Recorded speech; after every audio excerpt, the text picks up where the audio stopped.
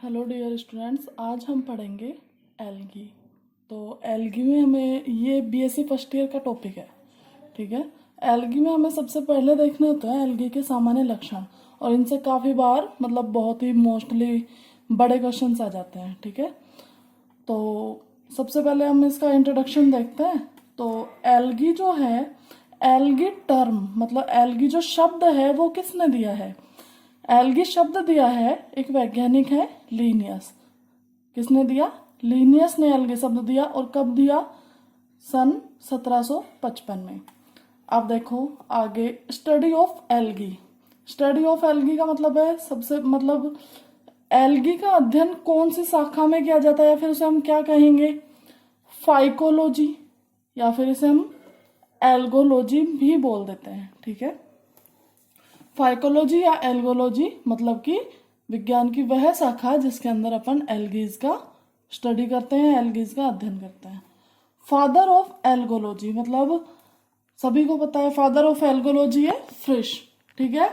Father of Indian algology या phycology दोनों एक ही बात है, ओपी आयंगर। क्या है? ओपी आयंगर। अब हम देखते हैं इसका जनरल इंट्रोडक्शन, मतलब इसमें क्या क्या मतलब करेक्ट फीचर्स पाए जाते हैं।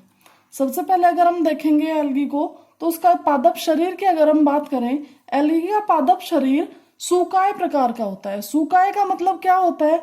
ये एक ग्रीन कलर की थैलस स्ट्रक्चर होती है, मतलब इसमें किसी भी अंग का कोई विभेदन नहीं पाया जाता है। इसमें मूल, तना और पत्तियां विभेदित नहीं पाई जाती है। मतलब थैलस का मतलब क्या हुआ हम जानते हैं, जिसमें मूल, पत्तियां, तना वगैरह डिफ्रेंशिएट मतलब विभेदित नहीं पाया जाता हो, वो क्या कहलाएगा? थैलस। ठीक है। अब सीधी सी बात है कि जब ये थैलस प्रकार का संगठन इसमें पाया जा रहा है, तो इसमें हम बोल सकते हैं कि इसमें वास्तविक मूल, वास्तविक तना और पत्तियां अनुपस्थित होती हैं। ओके। आगे हम अगर बात करें इसके हैबिटेट या आवास की, तो हम देखेंगे कि मेनली जो शैवाल है वो पाए जाते हैं जल में। ठीक है। मुख्यतः शैवाल जल में पाए जाते हैं, लेकिन इसके अब देखो जल में भी दो प्रकार का वाटर हम देख सकते हैं। स्वच्छ जलीय, स्वच्छ जलीय का मतलब है जो मीठा पानी होता है, नदी है, तालाब है, झरने वगैरह है। और तो इनमें जो शैवाल पाए जाते हैं वो होते हैं स्वच्छ जलीय शैवाल, या फिर हम बोल सकते हैं अलवण जलीय, जिसमें खारा पानी नहीं होता है। इसके एग्जाम्पल हमें मिलेंगे यूलोथ्रिक्स है, कारा है, क्लेडोफोरा है, इटिसी। आगे देखेंगे समुद्र जलीय शैवाल। समुद्र जलीय का मतलब है ऐसे शैवाल जो खारे पानी में मिलेंगे। ठीक है। समुद्र जलीय शैवाल का अगर हम एग्जाम्पल देखेंगे तो वो होगा एक्टोकार्पस पॉलीसाइफोनिया। ओके।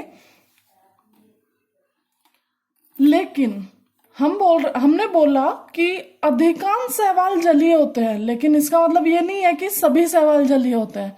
इसका मतलब कुछ ऐसे भी हो सकते हैं जो स्थल पे या फिर और किसी आवास में पाए जाते हों। आगे हम देखते हैं उन शैवालों को। देखो अन्य शैवाल में भी उपस्थित, अन्य आवासों में भी उपस्थित मतलब कि शैवाल और भी किसी आवास में पाए जा सकते हैं। जैसे कौन से आवास में पाए जा सकते हैं? सबसे पहले देखेंगे स्थलीय शैवाल। स्थलीय शैवाल का मतलब है जो पृथ्वी की सतह पर या धरती पर पाए जाते हो। ठीक है, पानी के अलावा।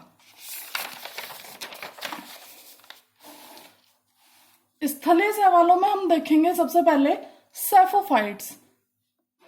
सेफोफाइट्स का मतलब है ऐसे शैवाल जो पृथ्वी की सतह पर पाए जाते हैं, मतलब कि सरफेस पर पाए जाते हैं।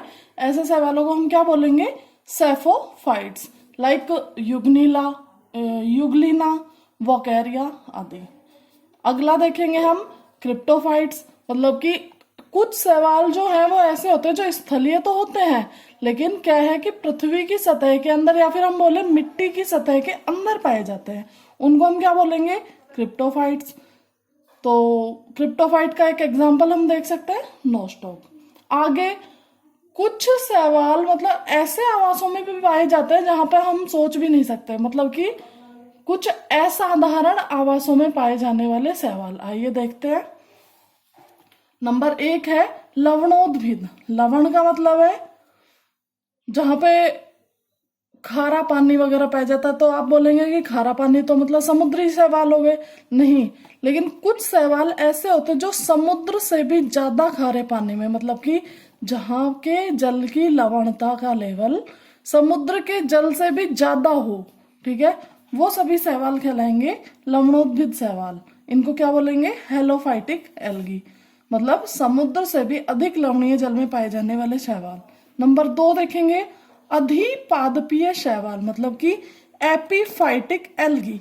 मतलब सीधी सी बात है, एपीफाइटिक एल्गी का मतलब हो गया ऐसे शैवाल जो किसी भी पादप के या कोई अन्य जो बड़े पौधे होते हैं उनके ऊपर पाए जाते हैं। ध्यान देने वाली बात है, उनके ऊपर पाए जाते हैं, ठीक है। अगर ये किसी के अंदर पाए जाएंगे तो वो दूसरा टाइप हो जाएगा। यहाँ पे अधिपादपीय बोला है, इसका मतलब ये उनके ऊपर पाए जाते हैं। अधिजानताव शैवाल, मतलब जैसे ये पादपों पे पाए जा रहे हैं ऐसे ये किसी जंतु की भी सतह पर पाए जा सकते हैं। तो देखेंगे ये जलीय जंतुओं जैसे मछली हो गई, कछुए हैं, मोलस्क है, इनके शरीर की बाह्य सतह पर पाए जाते हैं। आगे देखेंगे अंतः जंतुक शैवाल, मतलब कि एंडोजोइक एल्गी। एंडोजोइक का मतलब क्या हुआ? अभी हमने उन शैवालों की बात की है जो जंतुओं की सतह के ऊपर पाए जाते हैं। अब हम बात कर रहे हैं उन शैवालों की जो जंतुओं के शरीर के अंदर पाए जाते हैं, ठीक है। जो शैवाल जंतुओं के शरीर के अंदर पाए जाएंगे उनको हम बोलेंगे एंडोजोइक एल्गी या फिर अंतः जंतुक शैवाल। अगला टाइप है परजीवी शैवाल, मतलब कि ऐसे शैवाल जो अन्य पौधों पर किस रूप में रहेंगे? परजीवी के रूप में रहेंगे। ये पोषण किससे प्राप्त करेंगे? जिस पौधे पर ये रह रहे हैं उनसे प्राप्त करेंगे।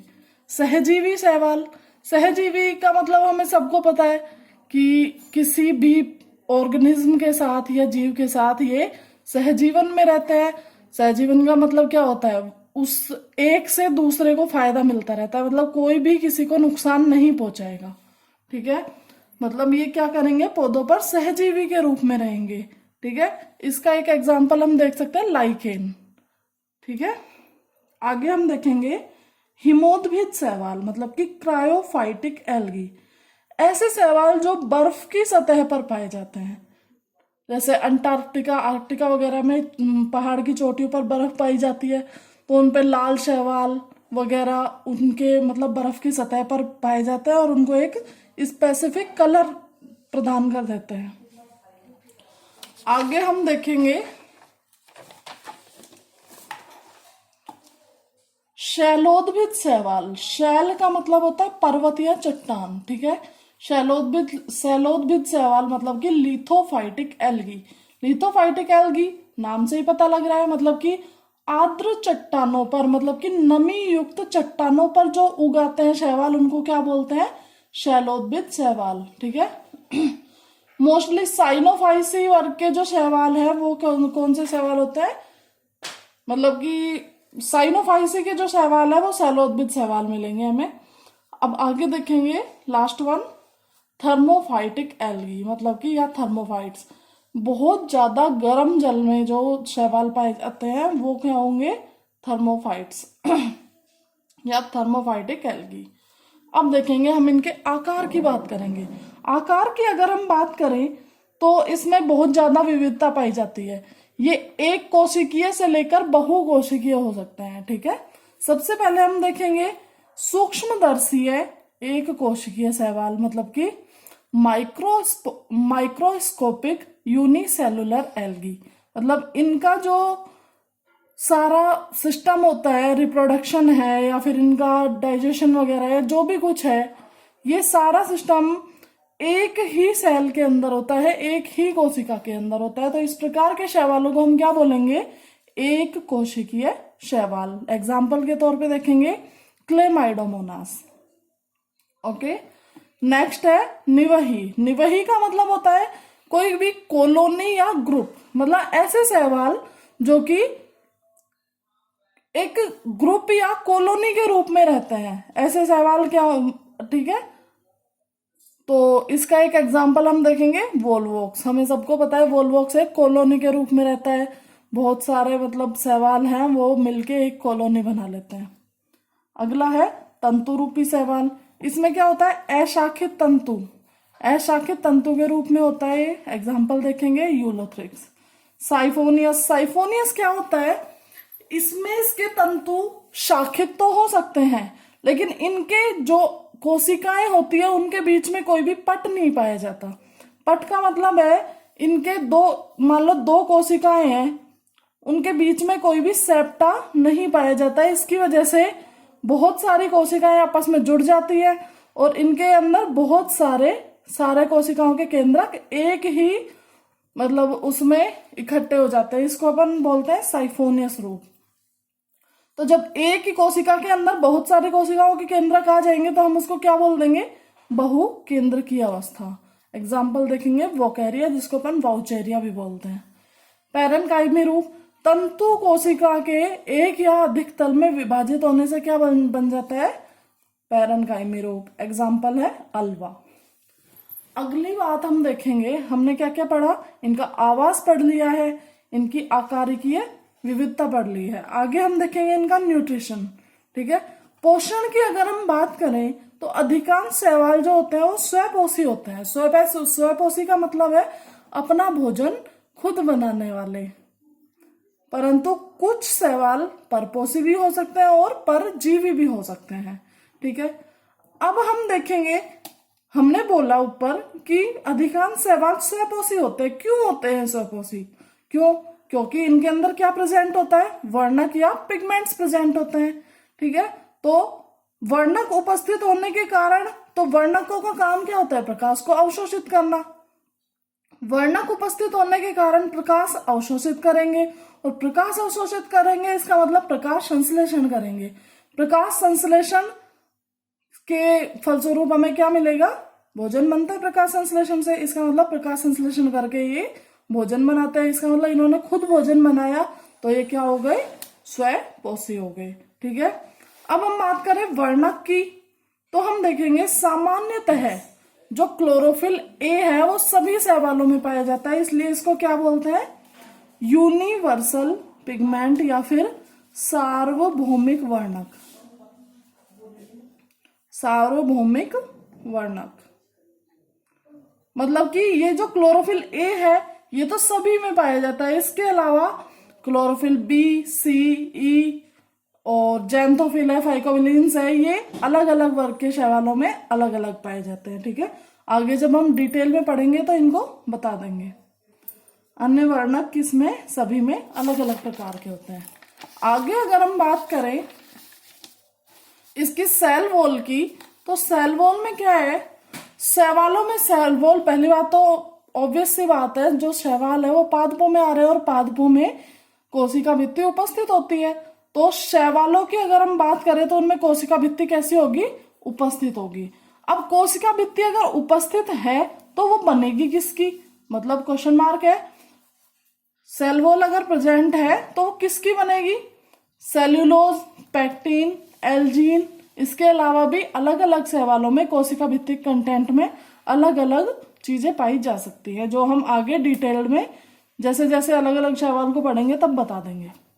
आगे है इसके संचित भोज्य पदार्थ, मतलब कि स्टोर्ड फूड मटेरियल, मतलब इसके अंदर भोजन किस रूप में संचित होता है। देखो इनके वर्ग होते हैं, ग्रीन एल्गी है, ब्राउन एल्गी है, रेड एल्गी है।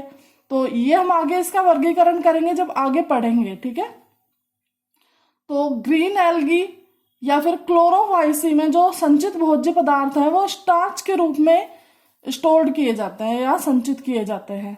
ब्राउन एल्गीज में लेमिनेरिन और मैनिटोल स्टार्च के रूप में संचित किए जाते हैं, जबकि रेड एल्गी में ये फ्लोरिडियन स्टार्च के रूप में संचित किए जाते हैं। आगे अगर हम बात करें उत्तकों की, तो इसमें किसी भी प्रकार का कोई उत्तक विभेदन नहीं पाया जाता है। ठीक है, या तो शैवाल एक कोशिकीय है या फिर बहुकोशिकीय, इसका मतलब उत्तक पाया जाना चाहिए, लेकिन उत्तक तो पाया जाएगा लेकिन इसमें उत्तक में कोई प्रॉपर विभेदन नहीं होता है। ठीक है, डिफ्रेंशिएशन किसी भी अंग का या फिर ऐसे नहीं होता है, मतलब इनमें उत्तक विभेदन नहीं होता। आगे देखेंगे संवहन उत्तक की। देखो संवहन उत्तक क्या होता है, पादपों में संवहन ऊतक का मतलब है जाइलम फ्लोएम, सीधी सी बात है। तो इनमें चूंकि ये मतलब बहुत ही लोअर प्लांट्स है, इसलिए इनमें कोई भी जाइलम या फ्लोएम जैसी कोशिकाएं नहीं पाई जाती हैं। गमन मतलब चलने फिरने के लिए क्या, इनके बीजाणुओं में क्या फ्लैजिला वगैरह पाई जाती है, तो मतलब फ्लैजिला गमन के लिए, चलने के लिए इनमें फ्लैजिला उपस्थित होती है, या फिर गमन किसके द्वारा होता है, फ्लैजिला के द्वारा। अब हम बात करें लैंगिक अंगों की, तो लैंगिक अंग इनमें होते हैं एक कोशिकीय, ठीक है। सामान्यतः लैंगिक अंग कैसे होते हैं, एक कोशिकीय, यूनिसेलुलर। और इन लैंगिक अंगों के ऊपर कोई भी जैकेट आवरण नहीं पाया जाता है। जैकेट आवरण का है, जैसे जैसे हम आगे बढ़ते जाएंगे, एल्गी से आगे कवक है, आगे ब्रायोफाइट है, टेरिडोफाइट है, जिम्नोस्पर्म है, एंजियोस्पर्म है, वैसे वैसे लैंगिक अंगों में क्या आएगा, विकसित होते जाएंगे और उनके ऊपर एक प्रॉपर जैकेट आवरण पाया जाने लगेगा, ठीक है। चूंकि ये सबसे लोअर है, इसलिए इनमें क्या होगा, कोई भी बंद जैकेट आवरण नहीं पाया जाता है, ठीक है। अपवाद देखेंगे, अपवाद स्वरूप कारा जो एल्गी है, कारा, ठीक है, इसमें क्या होता है, इसके जननांग जहां एक कोशिकीय होने चाहिए, कैसे होते हैं, बहुकोशिकीय होते हैं, मतलब कि मल्टी सेलुलर होते हैं। और इनमें किसी भी सवाल में जैकेट आवरण नहीं पाया जाता है या बंद जैकेट आवरण नहीं पाया जाता है। इनमें क्या पाया जाता है, जैकेट युक्त जननांग पाए जाते हैं, ठीक है। अब हम बात करेंगे रिप्रोडक्शन की। तो भाई इनमें रिप्रोडक्शन जो है वो 3 प्रकार से पाया जा सकता है। नंबर 1 कायिक या वेजिटेटिव रिप्रोडक्शन, नंबर 2 है अलैंगिक या एसेक्सुअल रिप्रोडक्शन, और नंबर 3 है लैंगिक या सेक्सुअल रिप्रोडक्शन। देखिए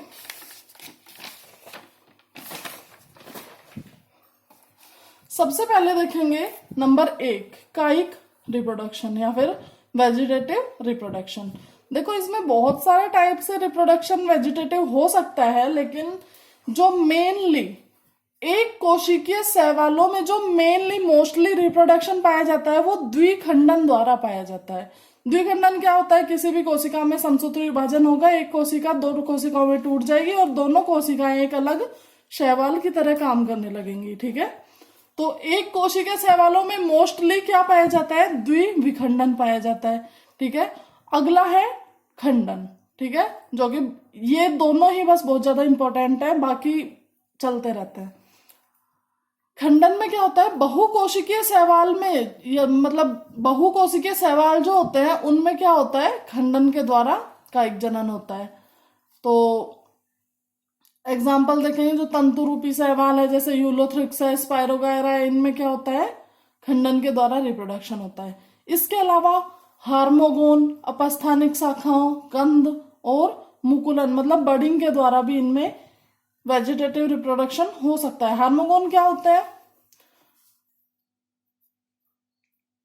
किसी भी एक शैवाल मतलब जो कोशिका तंतु होता है उसमें क्या है कि प्रतिकूल परिस्थितियों में क्या होता है, ये तंतु छोटे छोटे टुकड़ों में टूट जाता है, और ये छोटे छोटे टूटे हुए टुकड़े क्या कहलाते हैं, हार्मोगोन कहलाते हैं।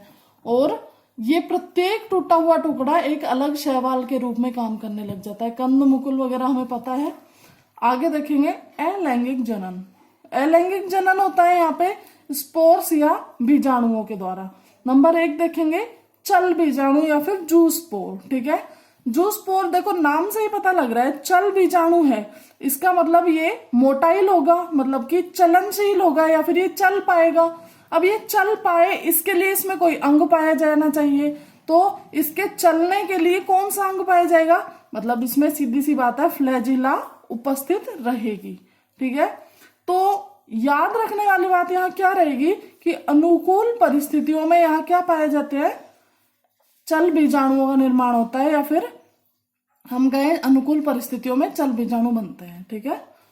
आगे अन्य जो बीजाणु बनते हैं वो होते हैं एप्लेनोस्पोर या फिर एचल बीजाणु। ये सब क्या बीजाणु कैसे होते हैं, प्रतिकूल परिस्थितियों में बनते हैं और इनमें कोई भी चलन के लिए कोई भी अंग नहीं पाया जाता। इनमें मतलब मोटिलिटी नहीं, मतलब इनमें गमन नहीं पाया जाता, मतलब ये नॉन मोटाइल होते हैं।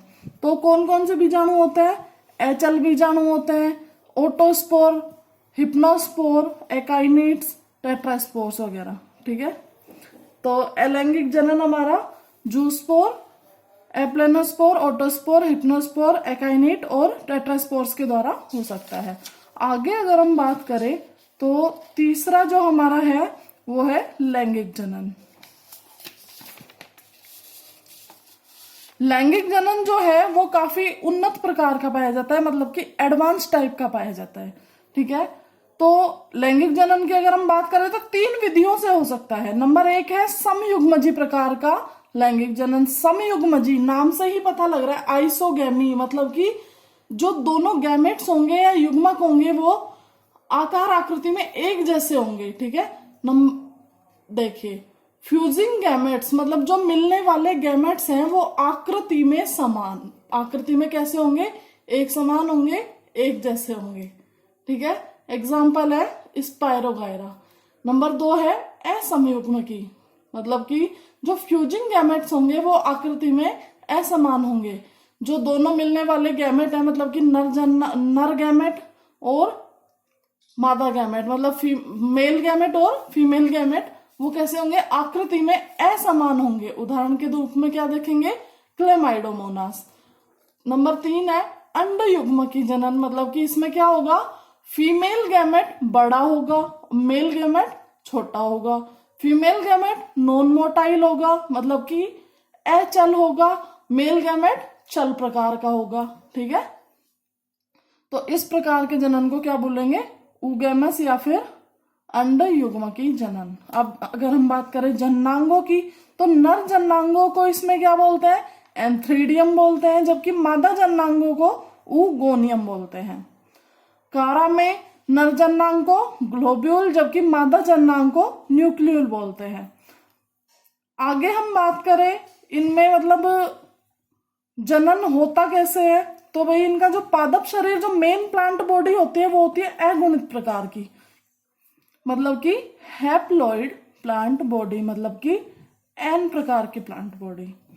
जो थैलस है उसमें अब हम कह रहे हैं कि हैप्लॉइड, मतलब कि एन। एन हमेशा कौन होता है? युग्मक होता है। इसका मतलब इसकी जो मेन प्लांट बॉडी होगी या फिर जो प्रधान मतलब जो बॉडी होगी वो क्या होगी? युग्मकोद्भिद। ठीक है, गैमेटोफाइट। तो इसमें क्या रहेगा? चूंकि भाई ये अगुणित प्रकार के होते हैं इसमें प्लांट बॉडी, तो इसमें जो युग्मकोद्भिद है वो पीडी कैसी रहेगी? प्रधान रहेगी, मेन रहेगी। युग्मकोद्भिद ठीक है। बीजाणुद्भिद जो कि 2n होता है वो कैसा रहेगा? युग्मकोद्भिद पर निर्भर पाया जाएगा। ठीक है, मतलब कि जब रिप्रोडक्शन होगा उस टाइम बीच में क्या बनेगा? बीजाणुद्भिद बनेगा और उसके बाद उससे वापस से उसमें अर्धसूत्री विभाजन से क्या बन जाएगा? युग्मकोद्भिद बन जाएगा। ठीक है, आगे देखेंगे।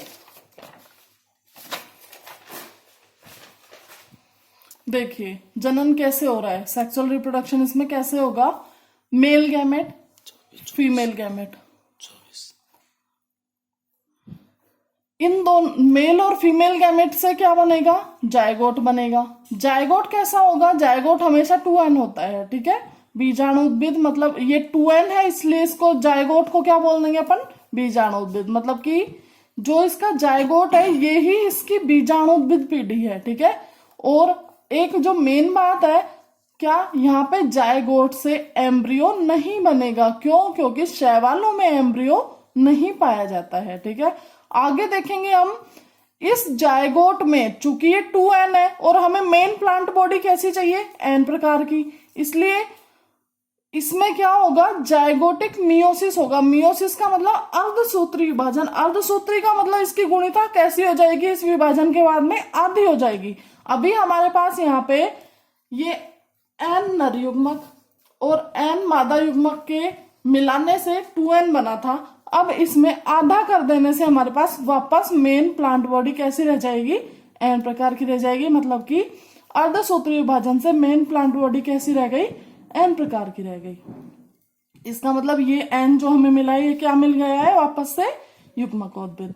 अब हमने देखा कि पहले युग्मकोद्भिद ने क्या बनाए? नर युग्मक बनाए, मादा युग्मक बनाए, उनसे हमें मिला बीजाणुद्भिद, और बीजाणुउद्भिद से हमें वापस से क्या मिल गया, युग्मकोद्भिद। ठीक है, तो ये पीढ़ी एकांतरण मतलब कि एक पीढ़ी से दूसरी और दूसरी से वापस पहली में आना, ये क्या कहलाता है, पीढ़ी एकांतरण। ठीक है, तो यहाँ पे हम देखेंगे युग्मकोद्भिद व बीजाणुद्भिद पीढ़ी में यहाँ पे क्या पाया जाता है, पीढ़ी एकांतरण, अल्टरनेशन पाया जाता है। ठीक है, n से 2n बनता रहेगा, 2n से n बनता रहेगा, वापस n से 2n बनता रहेगा। अब देखेंगे कि मेन जो प्लांट बॉडी है इसमें अधिकतर शैवालों में n प्रकार की होती है, इसलिए क्या बोलेंगे, जो यहाँ पे हैप्लोन्टिक लाइफ साइकिल मतलब अगुणित जीवन चक्र, हैप्लोन्टिक लाइफ साइकिल का मतलब है अगुणित जीवन चक्र पाया जाता है। हमने ये नहीं कहा है कि सभी में, मोस्ट ऑफ में मतलब कि अधिकतर में अगुणित जीवन चक्र पाया जाता है, लेकिन कुछ शैवालों में क्या पाया जाता है, डिप्लॉन्टिक लाइफ साइकिल पाया जाता है। मतलब जैसे कि फ्यूकस में क्या होगा, द्विगुणित जीवन चक्र पाया जाता है। ठीक है, आगे शैवालों के बारे में बात हम करेंगे अगली वीडियो में। Thank you.